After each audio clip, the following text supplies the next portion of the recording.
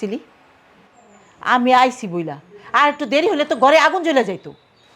এখানে আমার কি দোষ? তুমি আমারে কেন বকতেছো মা?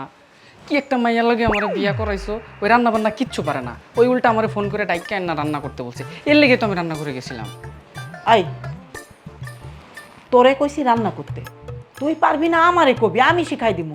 আর এটাই আনছস কেন? আমি কি করব চাচি? তুমি তো সকাল থেকে বলতেছিলে যে বউদের সব নিয়ম মানতে হয়, এই জন্যই তুমি ভয় কিছু বলতে পারিনি। আর তোমার ছেলেকে যদি রান্না শিখাইতা তাহলে আজকে এই ঝামেলাটা হইতো না।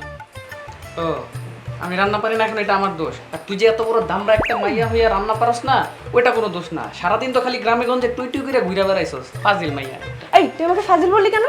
দেখছো চাচি, ও আমাকে ফাজিল বললো। থাম তো তোরা। তখন এই কথা বলতে গেলেই তোরা খালি একজন একজনের খালি হাতাহাতি করিস, কি করস, কথাই শুনোস না। শোন, তোরে যে আমি রান্না করতে কইছি, তোর কাছে মাপ চাই। আমি রান্না করুম, আর আমার কাছ থেকে তুই শিখা নিবি।